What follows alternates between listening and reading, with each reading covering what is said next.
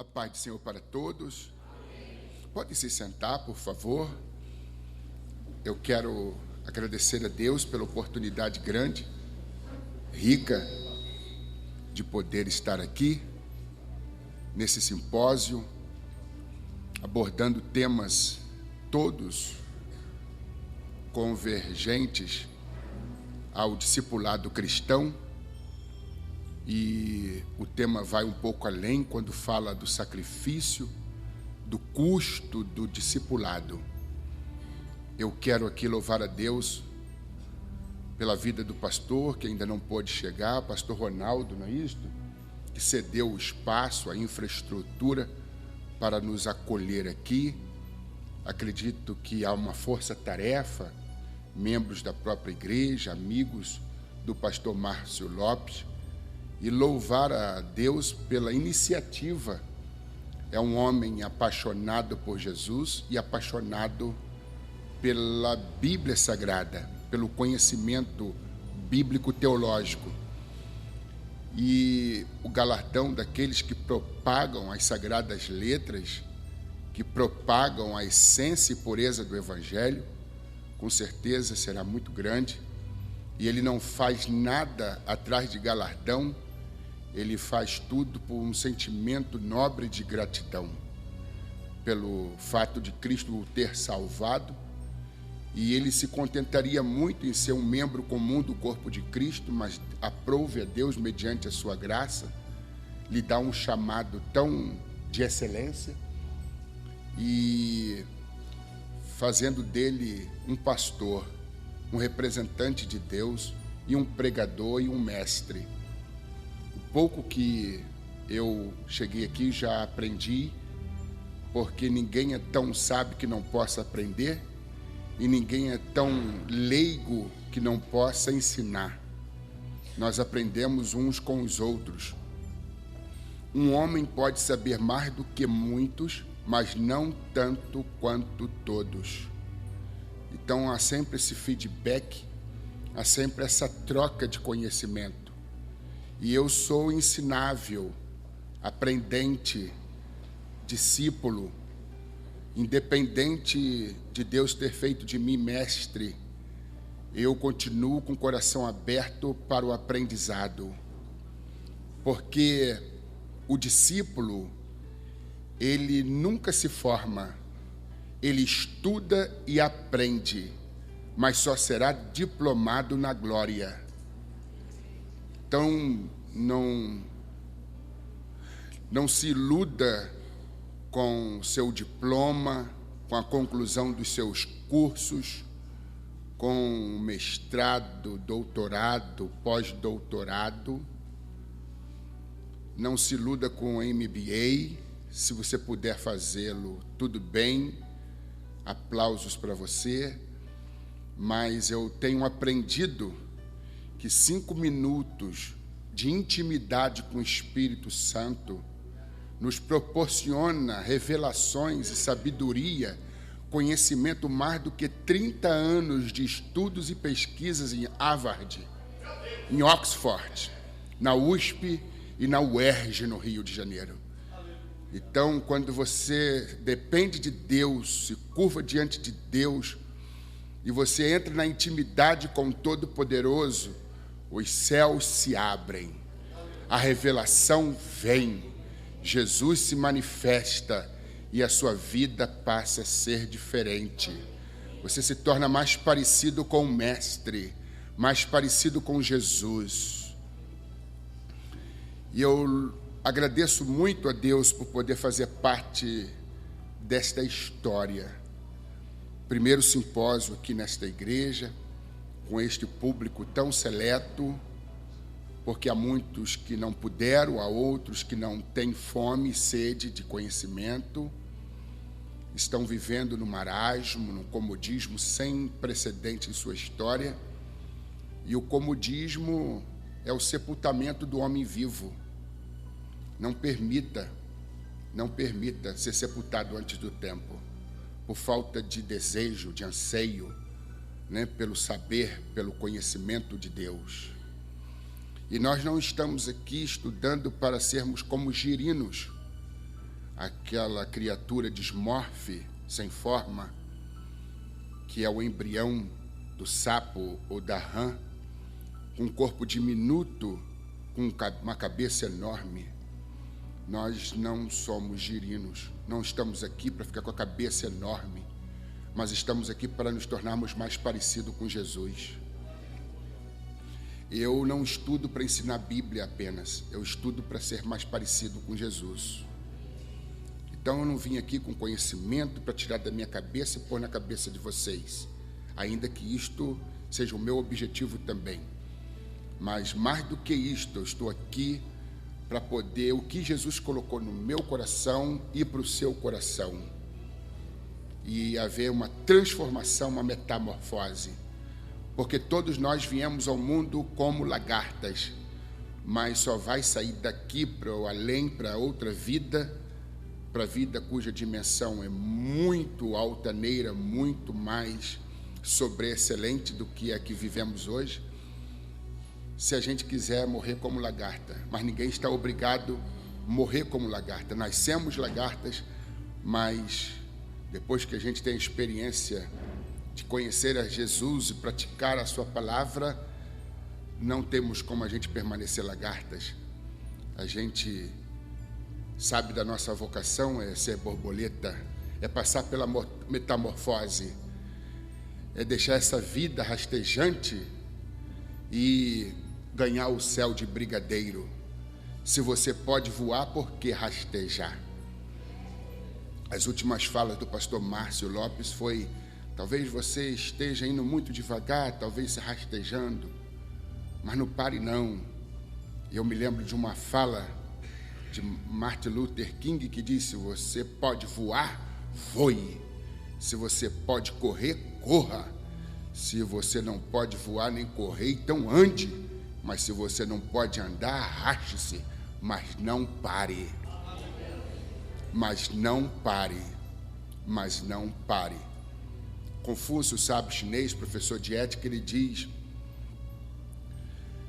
não importa o quão devagar você ande, desde que não pare. Abraham Lincoln, um dos mais proeminentes presidentes dos Estados Unidos da América, ele diz: eu posso andar devagar, mas eu não paro. Pare não. E a maior prova de que vocês não estão conformados com a mediocridade é de que vocês se matricularam e estão aqui para aprender a palavra de Deus. Sentados como estão, permaneçam. Abram suas Bíblias em Marcos capítulo 3, por favor. Marcos capítulo 3. Então, em Marcos capítulo 3, versículos 13 ao 19, ok? A eleição dos 12. Marcos 3, versículos 13 ao 19. E subiu ao monte, e chamou para si os que ele quis, e vieram a ele. E nomeou 12 para que estivessem com ele, e os mandassem a pregar, e para que tivessem o poder de curar as enfermidades e expulsar os demônios. A Simão, a quem pôs o nome de Pedro, e a Tiago, filho de Zebedeu, e a João, irmão de Tiago, os quais pôs o nome de Boanerges, que significa filhos do trovão, e a André, e a Filipe, e a Bartolomeu, e a Mateus, e a Tomé, e a Tiago, filho de Alfeu, e a Tadeu, e a Simão, o cananeu, e a Judas Iscariotes, o que o traiu, ou o que o entregou. Mantenha suas Bíblias abertas, por favor. Quero aqui notificar a presença do pastor Marcelo, do Parque Esplanada. Deus abençoe, meu amigo. Muitos outros já localizei aqui. Estou me sentindo em casa, né? Pela presença de tantas pessoas afeitas. Eu quero usar aqui uma frase de Confúcio, já até me referi a ele nas minhas colocações iniciais.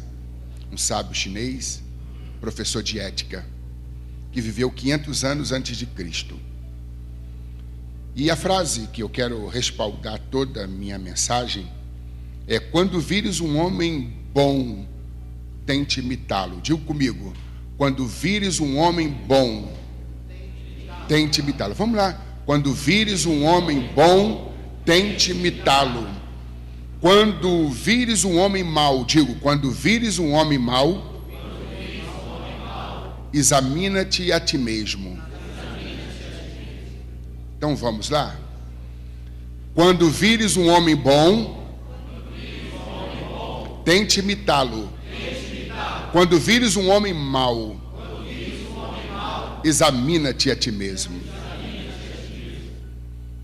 Meus queridos, há muitos personagens bíblicos que são referências para nós, referências de dependência de Deus, e essa talvez seja a maior de todas as lições. Aprendeu a maior lição aquele que aprendeu a depender de Deus. E existem homens e mulheres na Bíblia que são modelos de conduta, de moralidade, de decência, de espiritualidade sadia, de sexualidade saudável, que fizeram da vida um modelo a ser imitado e fizeram da oração um estilo de vida. Poderíamos citar personagens tanto do Antigo como do Novo Testamento, a exemplo de Daniel e Paulo e muitos outros, tanto do Antigo como do Novo Testamentos.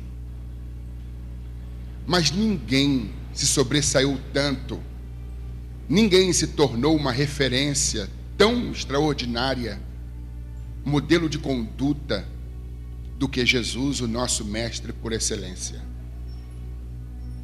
Aristóteles e outros grandes sábios disseram que é lamentável quando o mestre não se deixa superar. E o mestre bom é aquele que se deixa superar. É aquele que é superado pelo seu discípulo. Mas isso não acontece quando a gente tem como nosso referencial, como nosso paradigma maior, Jesus, porque ele é insuperável. Mas para ele a gente deve olhar, entrando sempre na intimidade com ele, para que a gente se torne mais parecido com o Filho de Deus. Aqui em Marcos capítulo 3, versículos 13 ao 19, nós encontramos a eleição dos 12, a escolha que Jesus fez inicial, chamando para participar do seu colégio apostólico 12 figuras, 12 homens. E diz o texto que Jesus sobe ao monte, um lugar alto, figurativamente. Quando a gente percebe a chamada dos discípulos, a gente entende que a chamada deles foi uma chamada do alto. Eles não foram escolhidos pelo conhecimento que eles haviam acumulado ao longo do tempo da vida deles. Eles não foram escolhidos por causa de uma boa aparência. Eles não foram escolhidos por serem pessoas carismáticas. Eles foram escolhidos por um decreto divino, por um ato de graça, por demonstração da bondade de Deus. Ninguém é escolhido para uma obra tão nobre por mérito, porque toda criatura é demérita, tanto para o quesito salvação, quanto para representar Deus, através de um chamado, através do exercício dos dons, sejam eles ministeriais, serviçais ou espirituais. E diz o texto que Jesus chama para si os que ele quis. Não dependeu dos discípulos não foram chamados aqueles que se prontificaram, aqueles que se inscreveram, mas aqueles que Deus nomeou em Cristo. E o versículo 14 diz: e nomeou 12 para que estivesse com ele e os mandassem pregar. Por que eu fui chamado? Para pregar, para fazer a obra. Antes dele te mandar pregar ou fazer qualquer coisa, ele vai te chamar para estar com ele. Vivemos hoje numa época de ativismo religioso, em que as pessoas arregaçam as mangas, põem a ênfase no fazer, suam, se esmeram, se sacrificam, dão o máximo de si e não percebem que estão servindo a obra sem estarem servindo ao Deus da obra.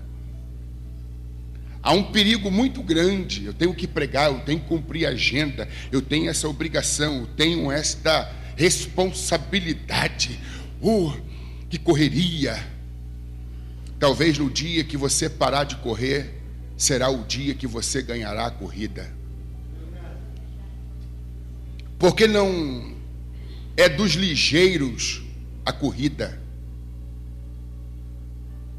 Há muita gente fazendo a obra de Deus, se apoiando em bengalas podres da autossuficiência humana e não da dependência divina.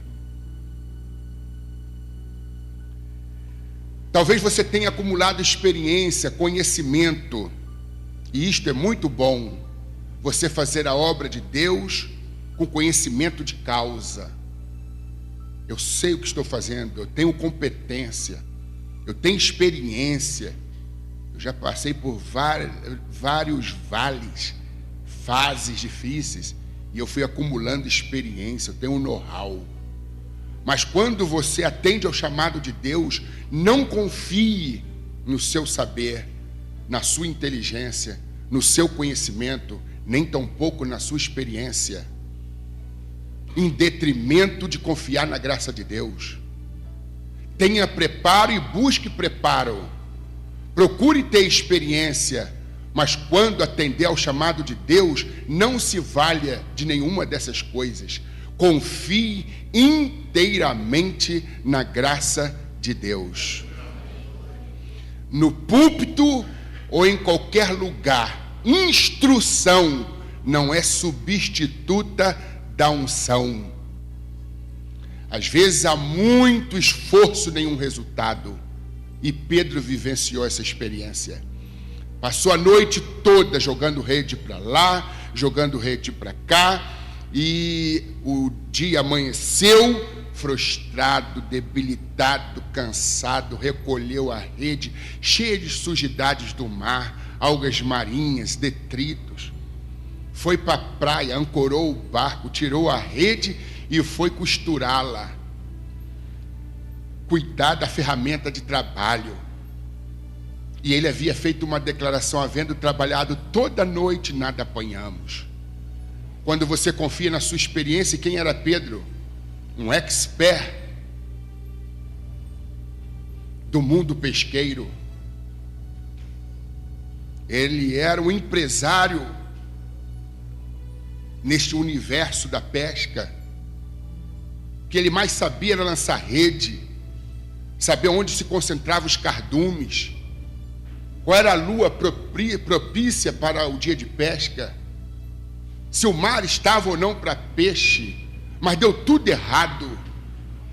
Ele confiou no seu conhecimento, na sua experiência de pescador, mas deu tudo errado. E às vezes a gente confia nos nossos recursos e dá tudo errado. Mas, pastor Alex, esse simpósio é sobre o custo do discipulado. Exatamente. A primeira lição que eu quero inculcar, colocar na mente de vocês, é que o verdadeiro discípulo é aquele que depende de Deus. E que a maior de todas as lições é saber depender de Deus. Quando Paulo foi ter com os coríntios, ele disse: não estive entre os coríntios, e o período em que eu estive lá, eu não usei de palavra de sublimidade, sabedoria humana, mas eu estive entre eles em demonstração do Espírito e poder. Se o poder não tiver por detrás das nossas palavras, se o poder não tiver nas nossas vidas, nosso ministério vai ser cansaço, enfado, suor, fadiga, estresse e nenhum resultados. Mas Jesus se apresentou e disse: faz o mar alto. Ele poderia ter dito: oh, Jesus, o Senhor entende de ressuscitar mortos, curar surdos, cegos, aleijados, mas de pesca entende eu. Mas ele, que não tinha muita papa na língua, mordeu a língua e disse: não vou falar nada. Ele sabe o que faz, e eu já nem sei o que faço. Lançai a rede quando ele voltou ao mar. Talvez Jesus tenha mandado ele lançar a rede onde ele já havia lançado a rede. Mas Jesus é dono, é Senhor dos cardumes. Ele sabe o que a gente não sabe, ele entende o que a gente ignora. Talvez lançai a rede. Para que lado? Para o lado de cá. Eu já lancei, mas ele está falando, vou obedecer. A bênção está na obediência. Porque tu mandas, eu lançarei a rede. E lança a rede, agora puxa. E ele deu conta. Puxando a rede para dentro do barco. Eram grandes peixes e muitos peixes. Aí ele acenou para um barco dos amigos à distância. Ô, pessoal! E eles vieram e auxiliaram a Pedro. E a pesca diz: pesca maravilhosa. Não porque Pedro era um bom pescador, mas porque Jesus era um grande mestre. Foram tantos os peixes que não couberam no barco de Pedro. Teve que passar um pouco de peixe para o barco dos amigos, dos auxiliares. Quando você se envolve, quando você ajuda Pedro, a bênção que vem para Pedro também é compartilhada com você. Se envolva, se comprometa na obra. A Bíblia diz que os barcos estavam tão abarrotados de peixe que ambos quase vieram a pique. Quase naufragaram de tantos peixes. Diz aqui o texto: e nomeou 12 para que estivesse com ele. Antes de sair para pregar, esteja com ele. Antes de sair para ministrar, esteja com ele. Antes de você sair para poder levar a bênção de Deus, esteja com ele. O próprio Jesus, sendo filho de Deus, viu essa necessidade imperiosa de estar com o Pai. De repente ele sumia do meio da multidão. Onde está o mestre? Ele estava num lugar ermo, num lugar deserto, a sós com o Pai. Se ele, sendo filho de Deus legítimo, sendo ele Deus encarnado, viu a necessidade de fazer da vida, fazer da oração um estilo de vida, quanto mais nós, meros mortais, comedores de arroz, feijão e ovo, que faz a alegria do povo. Quanto mais nós, de carne, ossos, sangue, músculo e pele, vulneráveis, frágeis, fracos. Não abra mão da oração. É um suicídio, é um desatino, é loucura tentar fazer a obra de Deus sem o poder de Deus, sem procurar estar em comunhão com Ele. Se formos fracos em nossa comunhão com Deus, seremos fracos em todas as outras coisas, seremos fracos em todas as áreas de nossas vidas. Nosso primeiro chamado é para estar com Ele. Aí depois a gente vai atender o chamado da pregação, o chamado da intercessão pelas vidas, pelas pessoas, fazer parte de comissão de visitas, evangelismo, etc, etc. E teremos sempre para dar, se antes tivermos tido com Ele. E diz aqui o texto, e para que tivesse o poder de curar as enfermidades, expulsar os demônios. Com que objetivo a gente deve estar com ele? Para receber dele o poder. A graça, o poder, a inteligência, esse magnetismo espiritual, essa efervescência, esse fervor, essa unção, tudo vem dele, ele é a fonte. E essa fonte não pode ser desprezada. E para que tivesse o poder de curar as enfermidades, expulsar os demônios. Satanás não respeita anel. Satanás não respeita diplomas.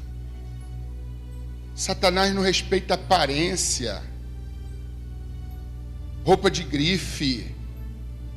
Sapato de couro de jacaré. Gravata italiana.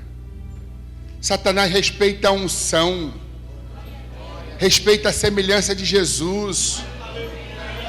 Quando ele olha, você está igual João Batista, escondido atrás das cortinas. É necessário que ele cresça e que eu diminua. Satanás te procura e não te acha, porque você está atrás de Cristo. Ele procura você e ele vê quem? Jesus. Então ele não tem como ser bem sucedido nos seus ataques infernais.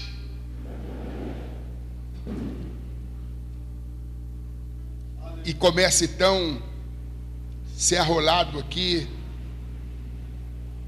os 12. O primeiro a ser citado é Simão, a quem pôs o nome de Pedro. A palavra Simão é um nome próprio, masculino, e que significa uma folha levada pelo vento.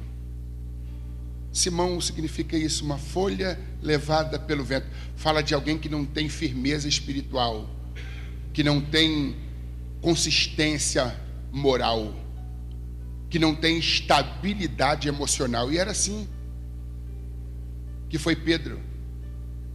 Falava na hora errada, agia com rompante de ira, não tinha domínio sobre as próprias emoções, um falastrão, alguém que deixou a desejar, que traiu o mestre, negando por 3 vezes. Era uma folha levada pelo vento. A primeira coisa que Jesus, quando bate os olhos, diz: você não se chamará mais Simão, não. Você vai chamar Petros, pedra, firmeza, solidez. Aí ele chama Tiago, filho de Zebedeu, e João, irmão de Tiago, aos quais pôs o nome de Boanerges, que significa filhos do trovão, André, Filipe, Bartolomeu, Mateus, Tomé, Tiago, filhos de Alfeu e Tadeu, que provavelmente seja Judas Tadeu, e a Simão o cananeu, e a Judas Iscariotes, que o entregou ou que o traiu. Todos os discípulos ou apóstolos aqui citados tiveram seus altos e baixos, mas todos eles se tornaram bons referenciais, bons modelos. O último a ser citado aqui é Judas Iscariote, que o entregou ou que o traiu. O discípulo desleal.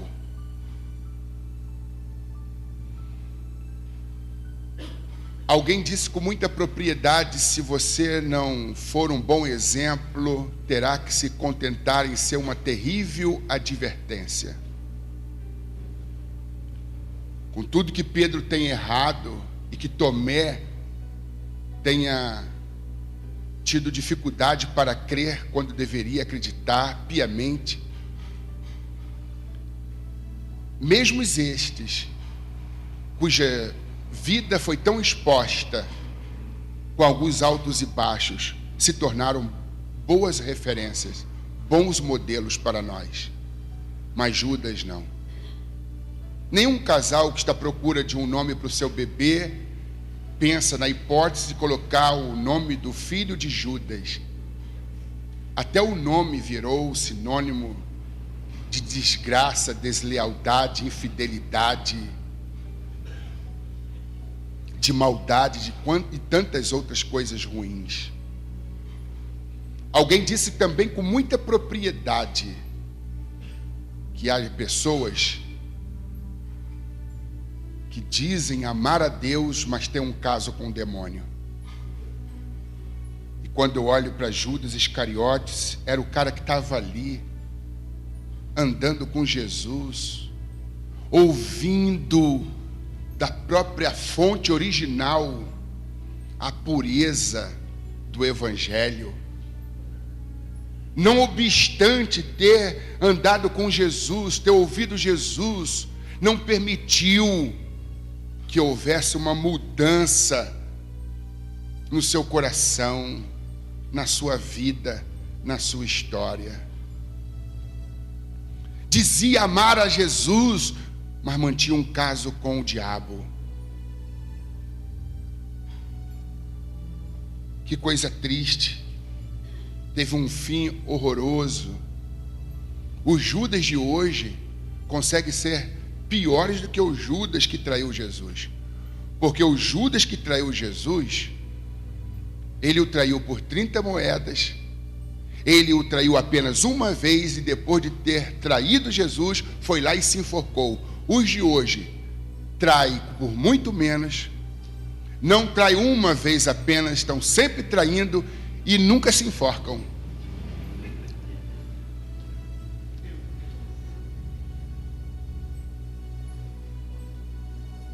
Deixa eu dizer uma coisa para vocês. A primeira lição é que o verdadeiro discípulo, ele é dependente do mestre. Ele não abre mão da intimidade com o mestre, da dependência em relação ao mestre. Porque ele sabe que longe de Deus as coisas não funcionam. É só frustração, é só decepção. Deixa eu dizer uma coisa, se você for bem sucedido na sua vida cristã, por mais que você tenha se esforçado para poder ser bem sucedido, por mais que você tenha buscado o conhecimento para ter uma vida bem sucedida, mas se você for um discípulo cuja vida cristã seja de fato bem sucedida, não terá alcançado tal objetivo porque você foi um bom discípulo, mas porque Jesus é um bom discipulador.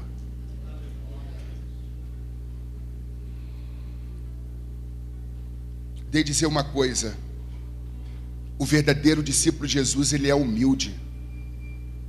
E esta foi uma das lições que Jesus ensinou aos discípulos. Vinde a mim, todos vós que estáis cansados e oprimidos, eu vos aliviarei. Tomai sobre vós o meu jugo, aprendei de mim, que sou manso e humilde de coração. Mansuetude, mansidão e humildade.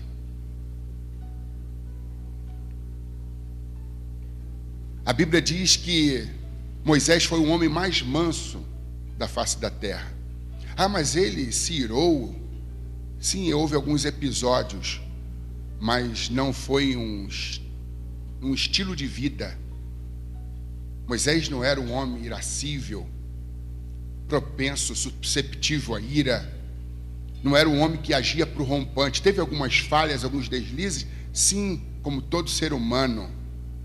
Mas ele, na maioria das vezes, agia inteligentemente, mesmo a um tratamento não inteligente.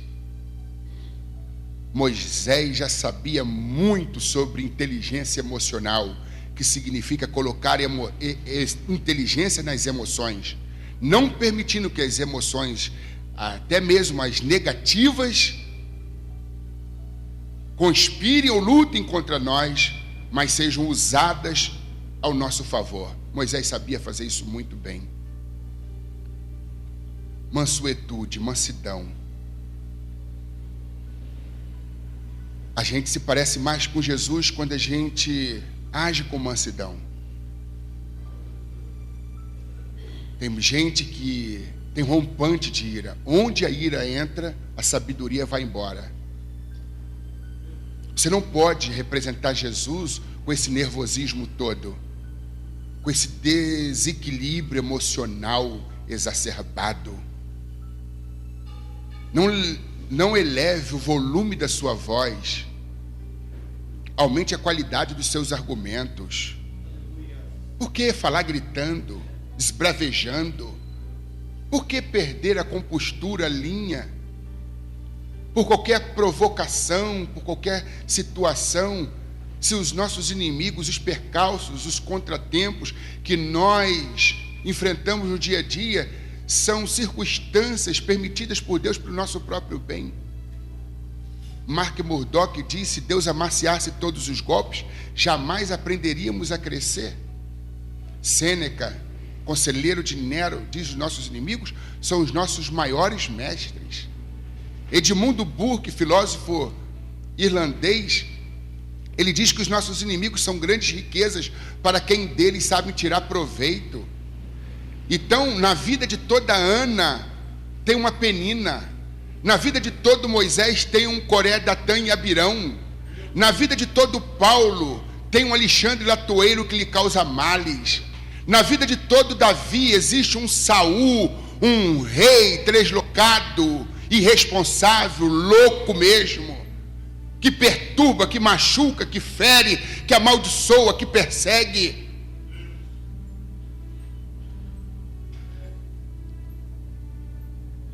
O grande poeta libanês Khalil Gibran, ele diz o seguinte: eu aprendi a paciência com os impacientes, aprendi a tolerância com os intoleráveis, aprendi o silêncio com os faladores. As pessoas que mais me prejudicaram foram os meus maiores professores, e eu sou grato a esses professores. As pessoas que nos perturbam e que nos perseguem são colocadas em nosso caminho pelo próprio Deus, para que as amemos e as relevemos no temor do Senhor. Se tropeçarmos ou rejeitarmos estas pessoas, estaremos tropeçando e rejeitando o próprio Deus.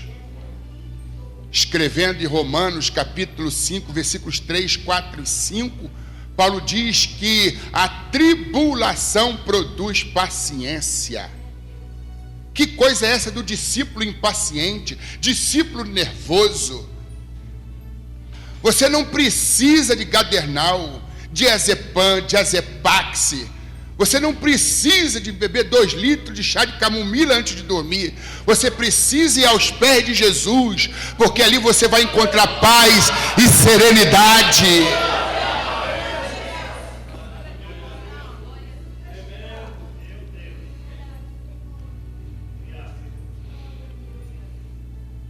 A tribulação produz paciência. Aí você diz assim: foi bom participar desse simpósio. Eu não sabia disso. A partir de hoje eu não oro mais pedindo paciência, porque a gente pede paciência, Jesus envia a tribulação. Tem coisa pior do que ser discípulo impaciente. A impaciência revela imaturidade e falta de confiança em Deus. Seja paciente. A palavra paciência significa ciência da paz. É ter um espírito imperturbável mesmo vivendo em meio às adversidades. A palavra paciência também significa levar muito tempo para ferver. Tem gente que ferve com muita facilidade.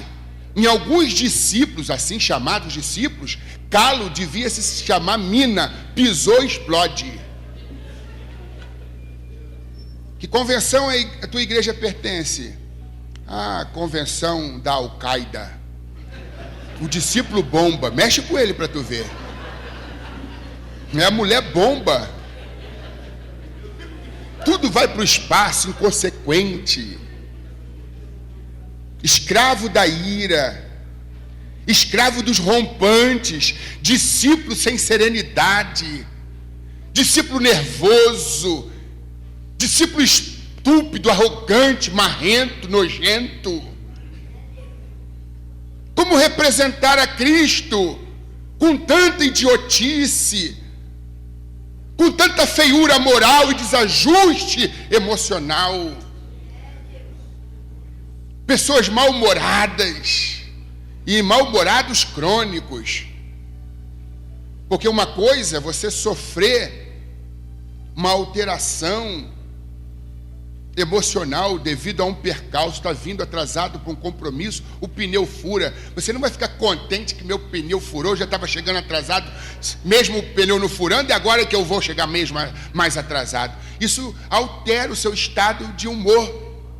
É normal. O crente verdadeiro, o discípulo verdadeiro se irá, o crente fica nervoso, o crente fica mal-humorado, mas que seja uma exceção à regra. E não a regra em si. Segunda está nervoso, terça está nervoso, quarta, quinta, sexta, sábado, domingo está nervoso, está mal-humorado, está espraguejando, é um ranzinza crônico. Janeiro, fevereiro, março, abril, 2000, 2001, 2002, 2014, 2015, 2016, vai levar essa desgraça com você até onde? Teilhard de Chardin, teólogo jesuíta, filósofo francês, ele diz que a alegria é a maior evidência, o maior sinal da presença de Deus. Cristãos amargos, carrancudos, são difamadores do Senhor. Nada tem prejudicado mais o cristianismo do que cristãos carrancudos, mal-humorados, tristes. Como levar Cristo ao moribundo, ao deprimido, ao depresso, com essa cara feia, com esse coração cheio de amargura, de ódio e de rancor, para receber teu Jesus, aceitar o teu Jesus. Eu não quero teu Jesus, não. E passa uma ideia de uma fé deturpada. Porque se você tem Jesus, tu não pode estar com essa amargura, porque a Bíblia diz que o coração alegre, o que faz? Aformoseia o rosto. A minha cara, irmãos, pode até ser assim, parecida com a cara de Timaya, mas meu coração é cheio de Jesus. Diga comigo, pastor, pode ter cara feia, ele só não pode ter duas caras. Não importa se você tem cicatriz, se você tem um defeito, se você não tem uma boa aparência, assim como eu. Mas você está com Ele? Está investindo tempo em oração com Ele? Porque quando a gente faz muitas coisas, se dedica a muitas coisas, a gente gasta tempo. Quando a gente está com Jesus, a gente não gasta tempo, a gente investe tempo. Porque nunca é perda, é só lucro, é só ganho, é só conquista, é só aquisição. Estar com Ele, estar com Ele, estar com Ele, estar com Ele, estar com Ele. Você pode aplaudir o Senhor Jesus Cristo.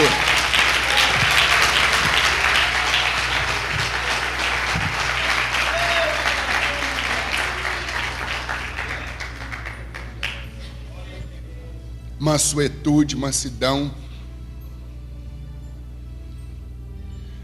Seja manso. Eu já fui um cara de briga. Eu já briguei por causa de um bife. Hoje eu não brigo nem por causa de um boi. E se eu for empurrado para dentro da briga contra a minha vontade, eu dou uma fazenda inteira para sair da briga. Porque bom de briga é o que cai fora. Irmãos, todos nós desejamos duas coisas: paz e razão. Quem não quer ter razão? A razão salva a reputação. Quando o seu argumento é inconteste,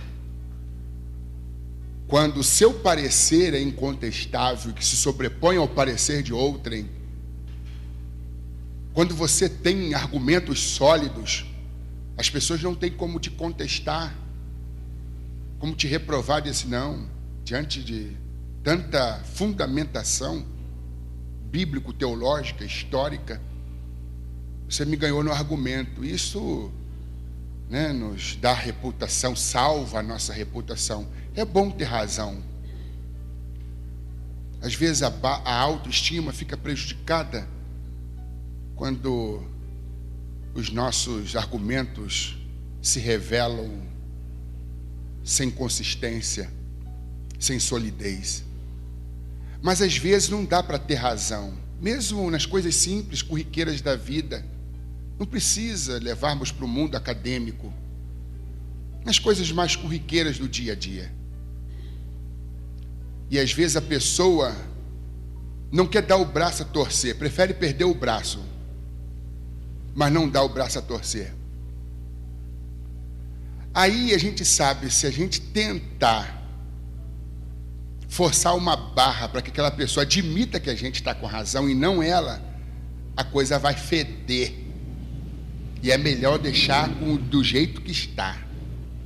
Porque nem sempre é possível conciliar razão e paz. Antigamente, eu brigava para provar que eu tinha razão. Porque tem gente que diz assim, quando eu não tenho razão, eu me calo. Mas quando eu vejo que a razão está do meu lado, eu passo por cima de tudo e de todos, eu enfrento, eu vou até o inferno. Eu não vou mais, não. Quer saber de nada de inferno, não. Hoje eu aprendi que às vezes não dá para ter paz e razão. Sabe o que eu faço? Entre as duas, eu quero as duas. Mas se eu não puder ter ambas, eu prefiro a paz. Eu conheço tanta gente tortinha, com o canto da boca torto, com AVC, teve infarto, teve não sei o que, mas aquilo outro, por causa de um aborrecimento, fez de um pequeno aborrecimento uma desgraça, comprometeu a saúde. Hoje está aí capenga, levando a vida com dificuldade e cheia de orgulho. Eu estou assim, mas eu tenho razão. Eu prefiro ter paz. Eu quero paz. Porque o discípulo serve ao príncipe da paz. Eu quero paz. Se tiver que descer o nível para provar que eu tenho razão, eu prefiro ficar no nível da graça. O maior nível que a gente pode estar é o nível dos pés da cruz. Não perca a linha, não vale a pena, não bate boca, não briga, não vive estressado, mal-humorado. E larga isso, que discípulo é você. Ninguém vai querer ouvir Jesus de uma pessoa nervosa, mal-humorada, triste, uma pessoa belicosa, que está disposta até a partir para a briga se for necessário. Faça isso não. Só precisa se defender quem não tem Jesus como advogado. Estão falando, estão fazendo, e daí? A Leonor Roosevelt, diplomata americana, diz: ninguém pode fazer você se sentir inferior sem ter o consentimento. Não dê importância ao que não tem importância, não dê valor ao que não tem valor.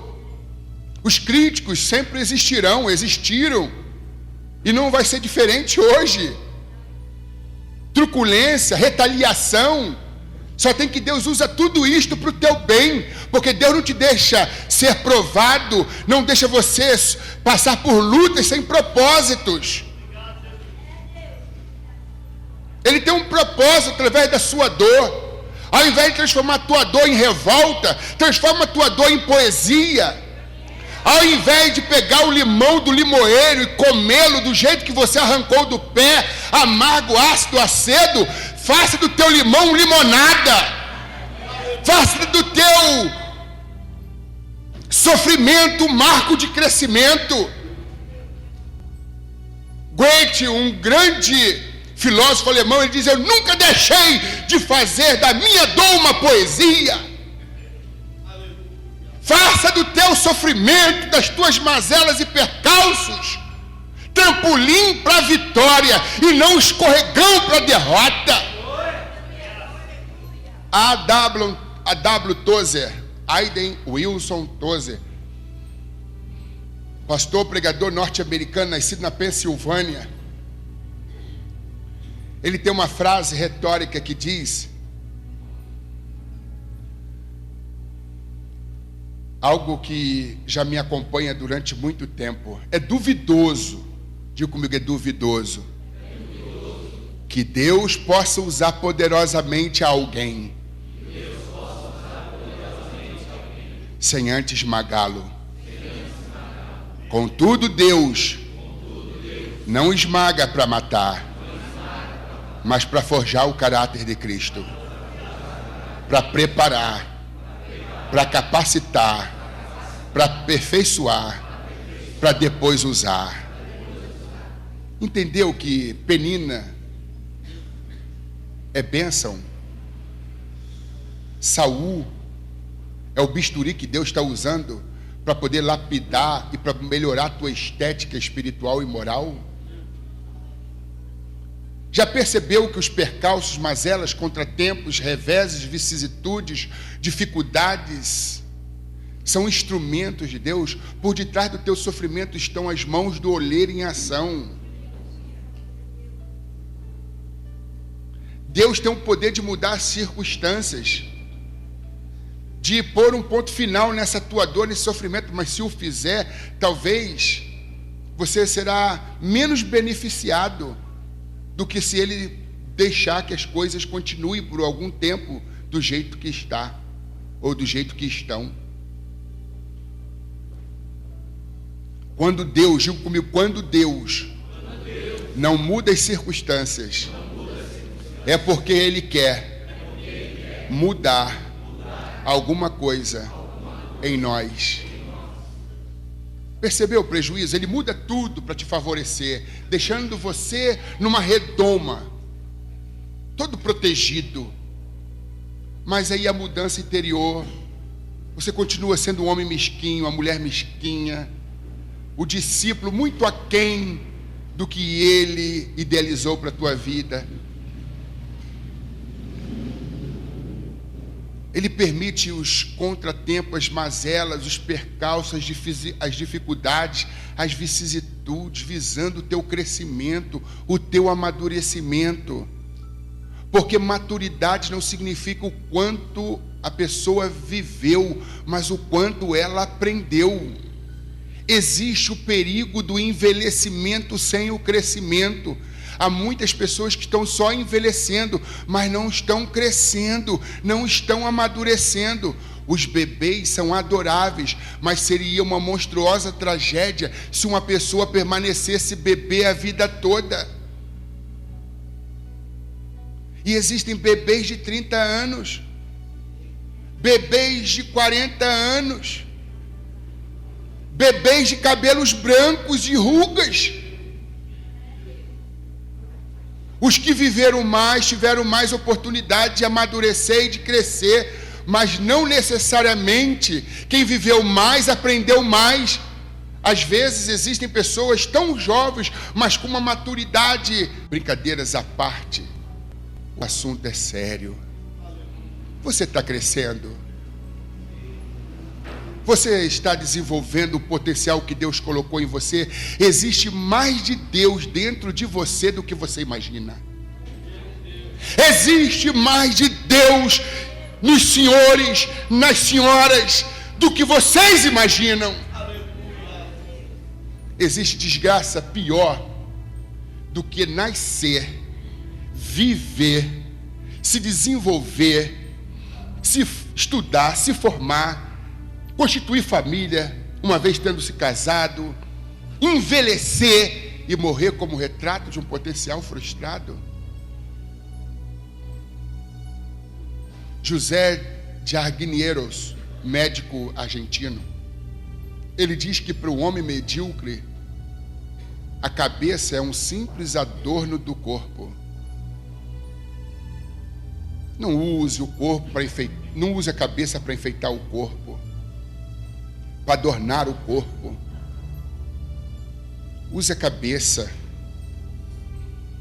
para revelar a grandeza de Deus e o potencial de Deus que colocou aí, no seu cérebro. Irmãos, quantos de nós não estamos desperdiçando a vida? Quem desperdiça tempo não ama a vida. Quem ama a vida não desperdiça tempo, porque sabe que é de tempo que a vida é feita. Fernando Pessoa, ele diz: o que é o homem? O homem é um cadáver adiado. Se não o é agora, o será depois. Enquanto a oxigenação nos seus pulmões oxigena o seu cérebro, enquanto corre nas veias a corrente sanguínea, enquanto abatimento cardíaco se apresente,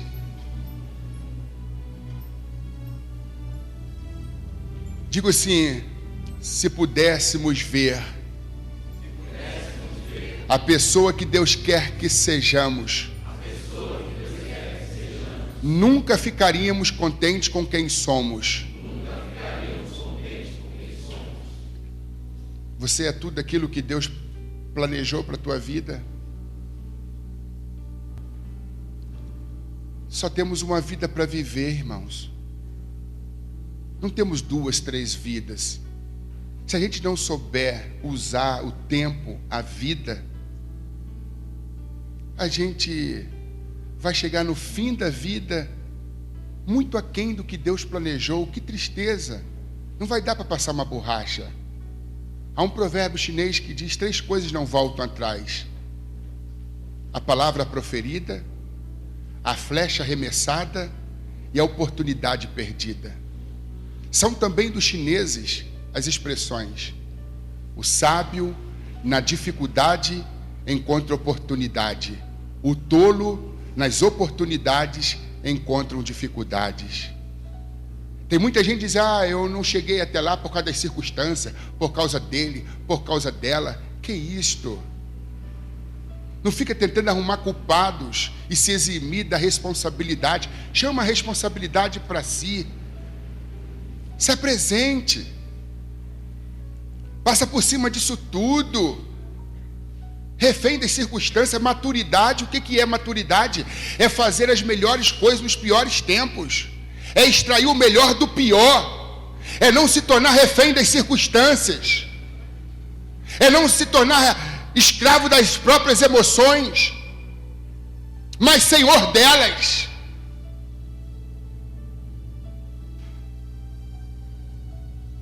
Sede manso e humilde de coração. Santo Agostinho, bispo de Hipona, teólogo argeliano, negro, ele define muito bem o que é humildade. Humildade é a ausência de quaisquer desejo de visibilidade. A busca pela fama, pelo reconhecimento, pelos aplausos. Tem gente que sofre de síndromes, né? Do pavão. É o pregador ostentação, é o pastor ostentação, é a missionária ostentação. Sofrem de pupinite. Fazer a obra de Deus é só no púlpito. E sofre de holofotite, debaixo dos holofotes, da luz de ribalta. Mas ministério não é ser visto. Ministério é serviço. Quer comais, ou quer bebais, ou façais qualquer outra coisa, fazei tudo para a glória de Deus. Humildade é a ausência de quaisquer desejo de visibilidade. A humildade é uma virtude tão complexa que quando você percebe que a tem, acabou de perdê-la. O verdadeiro discípulo é despretensioso. Ele faz tudo para a glória de Cristo, até beber e comer, dormir e acordar. Quer comais ou bebais ou façais qualquer outra coisa, fazei tudo para a glória de Deus. Aquele que se gloriar, gloria-se no Senhor, porque não é aprovado aquele que a si mesmo se louva, mas sim aquele a quem o Senhor o louva. Não se glorie o sábio na sua sabedoria, nem o rico na sua riqueza, nem o forte na sua força. Aquele que se gloriar, gloria-se nisto, em saber e reconhecer que eu, Deus, faço benevolência, juízo e justiça no meio do meu povo, e isto, diz o Senhor, me agrado.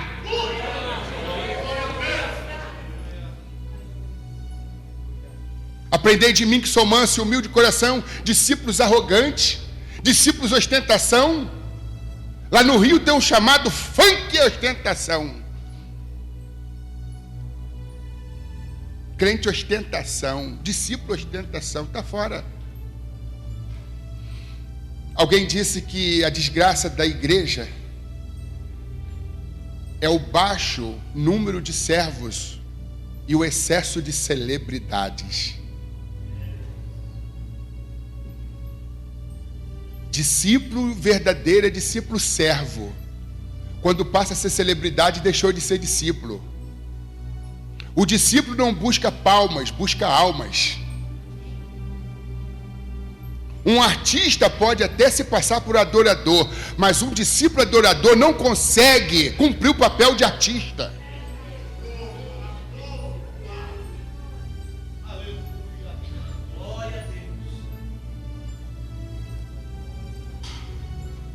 Santo Agostinho também define o que é soberba. Ele diz que soberba é o desejo perverso pelas alturas. Diga comigo, soberba é o desejo perverso pelas alturas. Por que perverso? Porque para chegar lá, nem que eu tenha que passar por cima de todo mundo. Os fins justificam os meios. Visão pragmatista da vida. Eu quero chegar lá, não importa como. Eu não quero subir alto se tiver que descer no caráter. Eu não quero estar lá em cima tendo empurrado todo mundo para baixo. Tem gente que faz das pessoas degraus para chegar onde querem chegar.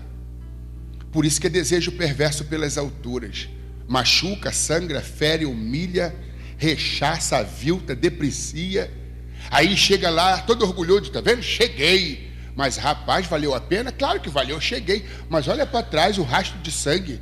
Quantas pessoas você feriu, machucou, humilhou? Foi Deus que te colocou aqui?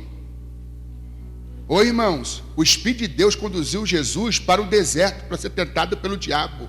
E o diabo conduziu Jesus para o monte alto. Tem muita gente que está lá em cima, mas não foi o Espírito Santo que levou, não.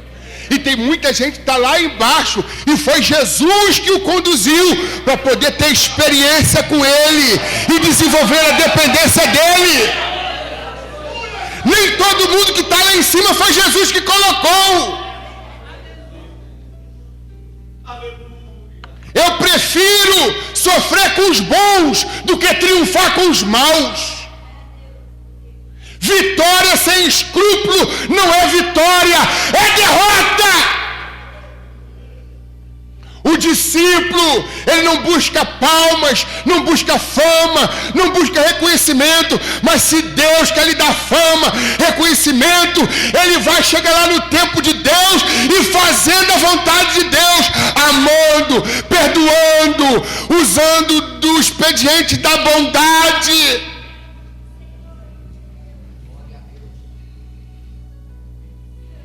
O que você está fazendo para chegar lá? Humildade, essa palavra vem do grego, humus, argila, terra, barro. Pessoas humildes sabem de que vieram do barro e para o barro retornarão. O dom pode ser de ouro, o vernáculo, a linguagem pode ser de ouro, os talentos podem ser de ouro, a inteligência pode ser de ouro, mas os pés continuam sendo de barro. É como a estátua que Nabucodonosor viu, que se referia a ele mesmo. Era de ouro, mas os pés eram de barro.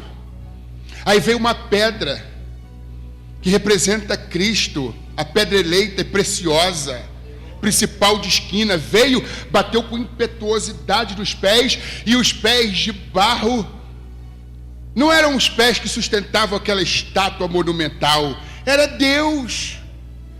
Mas ele achou que era ele. Aí a pedra bateu e tudo ruiu. Os impérios ruíram como as torres gêmeas. O que te mantém em pé não é a tua inteligência. O que te mantém em pé não são os teus méritos. Santo Agostinho diz que a suficiência dos meus méritos está em saber que os meus méritos não são o suficiente. Toda a minha eficiência sem a suficiência de Cristo é pura deficiência. Toda boa dádiva, todo dom perfeito não vem de mim só vem contrariedades e contradições. Toda boa dádiva e dom perfeito, disse Tiago, meu irmão de Jesus, vem do Pai das luzes, vem do alto, vem de Deus, em quem não há sombra e nem mudança de variação. Se alguma coisa bonita em mim, se alguma coisa que lhe causa admiração em mim, foi Jesus que colocou. De mim só sai coisa feia. De dentro de mim só sai sujidades, coisas ruins. Então a glória é dele, a honra é dele, o louvor é dele, glórias pois a ele. Você pode aplaudir o Senhor Jesus.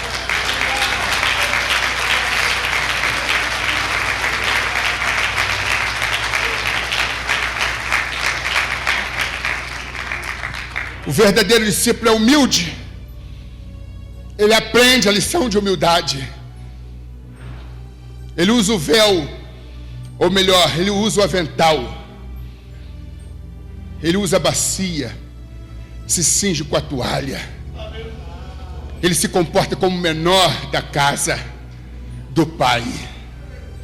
Não tem pretensões. Jigoro Khan, tem algum lutador de judô aqui? Quem já fez judô? Quem faz judô? Eu faço Taekwondo.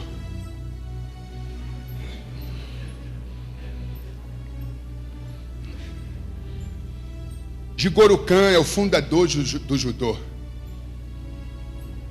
Jigoro Khan foi que criou todas as estratégias de defesa, de ataque, usando a força do inimigo contra ele próprio e não contra si mesmo, contra o próprio adversário.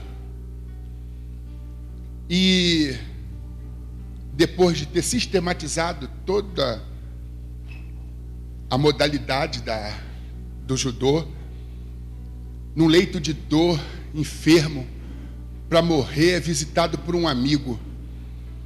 O amigo o vê naquele estado de debilidade,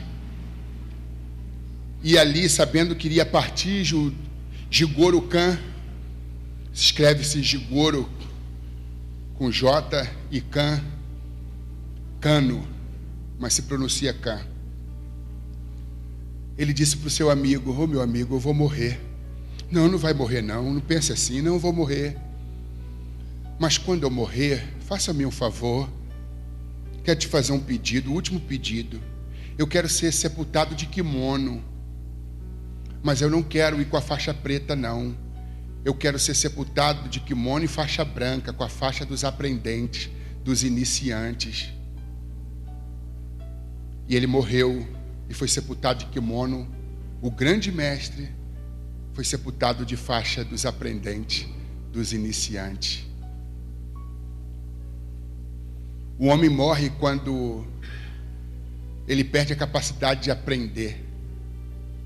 Tem muita gente respirando, andando, levantando, sentando, e está morta, porque não tem nenhum interesse pelo aprendizado. E a quem morre tentando absorver aprender mais alguma coisa.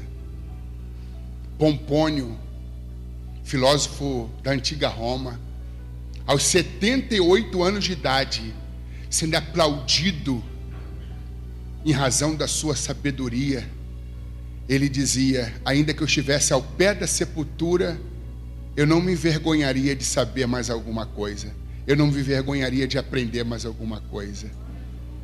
Gente, quando há espaço para perguntas, o que nós não teremos no simpósio, aquele que faz uma pergunta, ele é tolo por 5 minutos. Aquele que fica cheio de dúvida e não tem coragem de revelar sua ignorância e não pergunta, ele é um tolo para toda a vida. Busque o conhecimento. Se não sabe, pergunte. Eu já cheguei aqui aprendendo, gente. Eu também sou um aprendente. Não importa quantos anéis. Não sei se você já ouviu, quanto maior o anel, mais burro é o bacharel.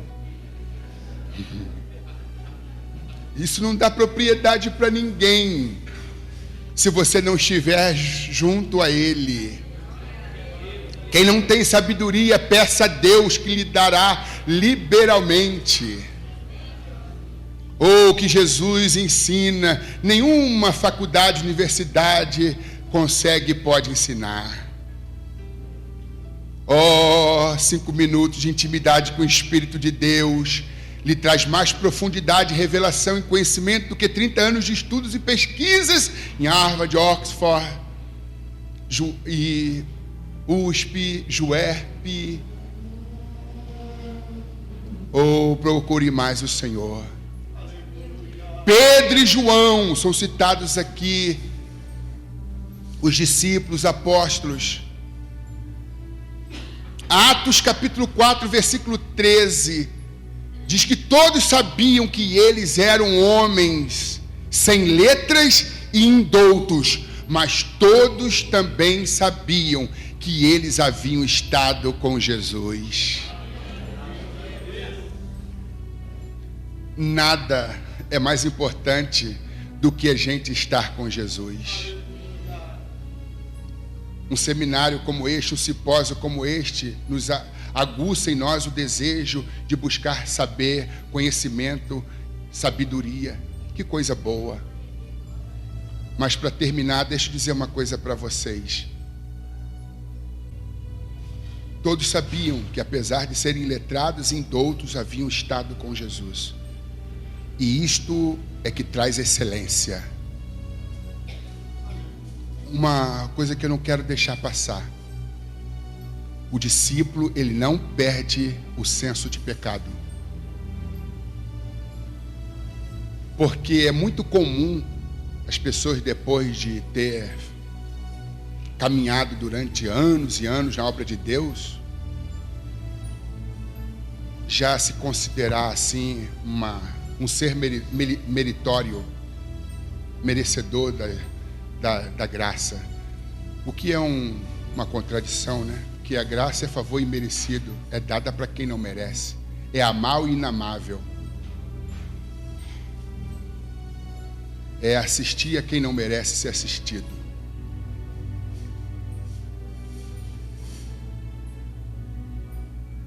E o discípulo que parou de se arrepender, parou de crescer. Senso de pecado, eu não deveria ter dito aquilo, eu não deveria ter agido daquela forma. Mas tem gente que racionaliza os seus erros, relativiza os seus erros e toca a vida como se fosse intocável.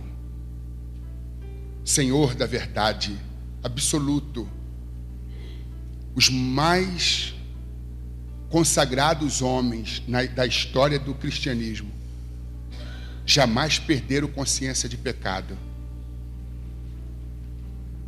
Leonardo Rivail, A.W. Tozer, próprio Martim Lutero e muitos, as pessoas ouviam eles agonizando em oração, confessando os erros, pecados e mazelas, e ficavam assim perplexas, dizendo: como podem homens tão consagrados, tão sábios, que Deus usa tanto, e eles se veem como miseráveis, como pecadores. Eu não sei se pode usar isso aqui, 1 Timóteo 1,15, já estamos encerrando. 1 Timóteo 1,15. Olha o que Paulo fala acerca dele próprio. Apóstolo, missionário, pastor, doutor da lei, um homem usado poderosamente por Deus. 1 Timóteo 1,15, o que Paulo fala acerca de si próprio?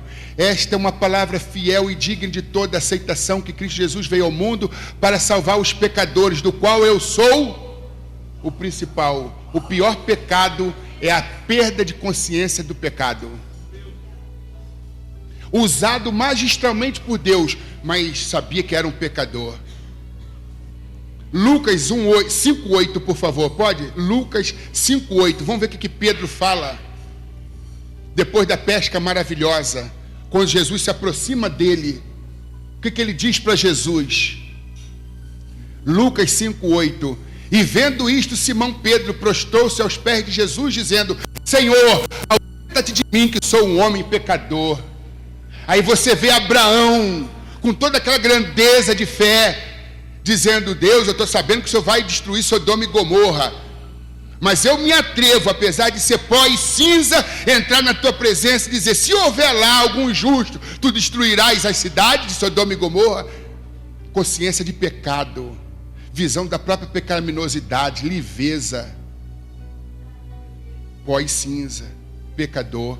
Martim Lutero diz: eu não tenho outro nome senão o de pecador. Pecador é o meu nome, pecador é o meu sobrenome. O discípulo não perde consciência de pecado, é o que o liga ao mestre, é o que faz depender do mestre.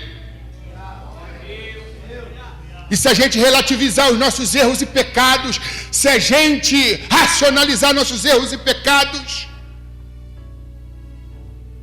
daqui a pouquinho a gente vai ficar como Sansão. Pode vir os filisteus, pode vir os inimigos, e a gente vai apanhar, vão vazar os nossos olhos, e a gente vai viver uma vida de escravo, porque tardiamente nos daremos conta de que a Bíblia diz que Sansão já não sabia que o Espírito de Deus não estava mais com ele. O pecado começa como uma simples teia de aranha, mas termina com uma camisa de força quando a gente perde o senso de pecado.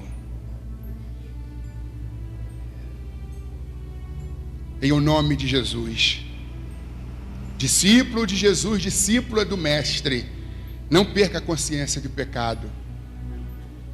Reconheça os teus erros, tuas falhas, fragilidades, vulnerabilidades e fraquezas, e vai a Jesus.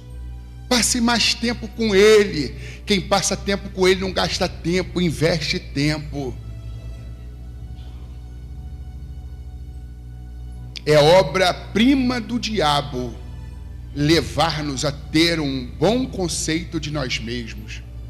O diabo vai fazer de tudo para que você acredite que você está acima da média. Lá na igreja ninguém é melhor do que você, não. Você está acima da média. Diga comigo: a obra-prima do diabo levar-nos a ter um bom conceito de nós mesmos. Você consegue se ver como um pecador ainda, apesar de ser discípulo de Jesus? Ou você acha que está acima da média? Você acha que sua vida cristã está bombando, está boa demais? Você não tem nem mais necessidade de pedir perdão, porque você recebe o favor de Deus, porque Ele olha para você e só vê coisas boas. Eu sou aceito por causa da graça, não por causa das minhas virtudes. Meus queridos irmãos, somos todos como a lua. Temos um lado escuro que não queremos que ninguém veja.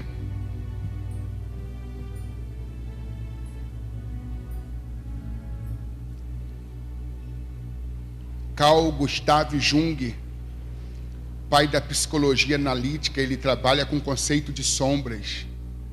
Todos nós temos sombras. Milor Fernandes, falecido recentemente, um grande jornalista brasileiro, ele dizia: eu sofro de minfobia. Eu tenho medo de mim mesmo, mas eu me enfrento todo dia. O grande desembargador carioca Álvaro Marim, que diz que dentro de cada um de nós há um leão adormecido, despertá-lo é simples questão de oportunidade. Há muita coisa feia dentro de nós. E a gente precisa fazer uma reflexão. Sócrates diz que uma vida não examinada não é digna de ser vivida. E eu, nas minhas palavras finais, quero convidá-los a fazer uma autoanálise, a fazer a maior de todas as viagens. Não é para a Europa, não é para a África, nem para a Ásia. Não é para Mercúrio, Saturno, não é para Marte. A mais longa viagem é para dentro de nós mesmos. Eu os concito a se colocarem de pé. E eu quero terminar a minha fala com uma oração ao teu favor. Faça essa viagem agora para dentro de você mesmo. Peça para Deus para você ir lá no porão da tua alma. Quem sabe se você não se depara com alguns monstros. Friedrich Nietzsche, ele diz: acautelai-vos para que, tendo que lutar contra monstro, não venha também se tornar um monstro. Quando a gente olha muito tempo por abismo, a gente fica com cara de abismo. Quando eu era criança, eu tinha medo do escuro. Eu sou fruto de um lar muito conturbado, de uma família emocionalmente desajustada, pai alcoólico. Nasci cheio de complexos de insegurança, de inferioridade, uma autoestima arruinada. E quando criança, era uma criança medrosa, cheia de traumas. E a lei lá em casa era: ninguém pode dormir com a luz acesa. Economizar energia. E aquilo me apavorava. Caía à noite, eu ficava deprimido. Quando eu era criança, eu tinha medo do escuro. Depois, adulto, eu passei a ter medo da luz. Medo da verdade,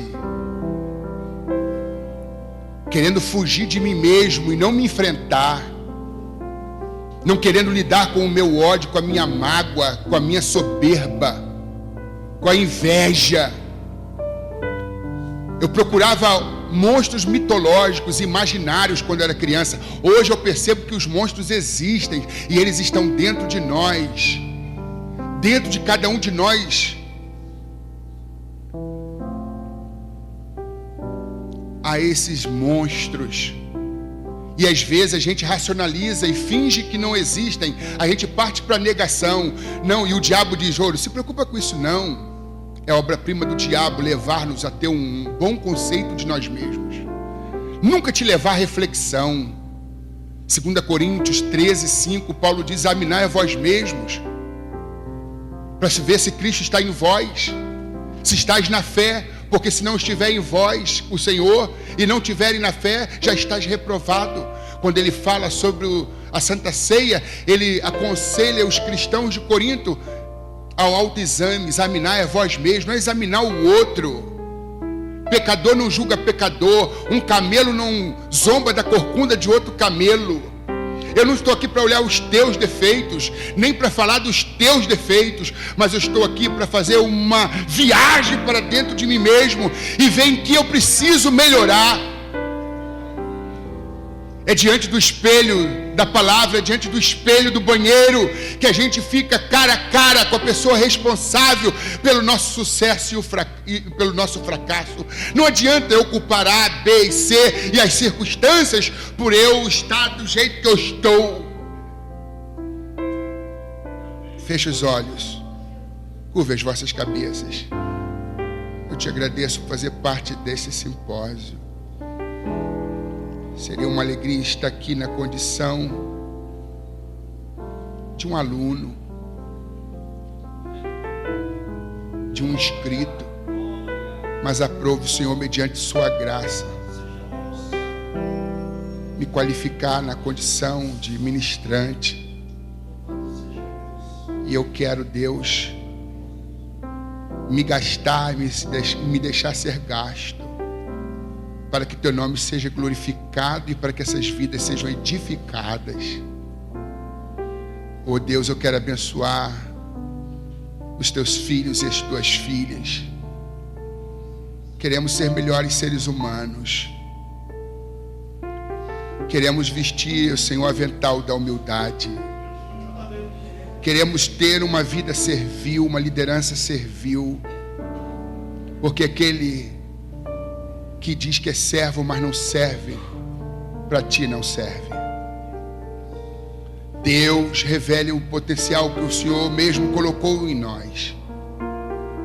Nos ajude a sair desse marasmo, a nos livrar dessa casca, a nos livrar desses invólucros, a nos livrar dessas correntes, amarras, condicionamentos que nos aprisionam. Queremos voar e deixar para trás essa vida de lagarta, de molusco. Queremos ganhar o céu de brigadeiro. Não queremos viver como pardal, pardalaca, pardaleja. Queremos viver como águia. Queremos sair da mediocridade, da mesmice, desse continuismo sem fim e voar rumo à excelência. Queremos ter sede e fome de ti. Queremos praticar a mansidão e a humildade. Queremos aprender a maior de todas as lições, que é saber depender do Senhor. Eu abençoo esta igreja. Eu abençoo este povo. A vida do pastor Márcio Lopes, sua esposa, seus filhos, as famílias aqui representadas. Deus, que o Senhor possa fazer desse simpósio uma escola de ministério, e que o Senhor possa levar o teu servo idealizador às águas profundas do teu espírito, porque pérolas nós não encontramos na praia, senão no fundo do mar. E o Senhor o conduz, ó Deus, para o fundo do mar, e ele terá acesso aos teus ricos tesouros. Aquilo que é agora não pode se comparar com aquilo que será. E eu abençoo o seu filho. Eu peço que o Senhor alargue suas fronteiras, que o Senhor traga recursos, estratégias, conhecimento supraterreno, no nome de Jesus, abençoando a ele e a todos que abraçaram, que acreditaram, ó Deus, neste evento, neste grande investimento espiritual. Não há dinheiro que pague, porque esse evento não tem preço, tem valor. E eu te louvo pela vida de cada um que o Senhor trouxe para participar desse simpósio, no nome de Jesus. Vocês podem aplaudir a Jesus, o mestre dos mestres.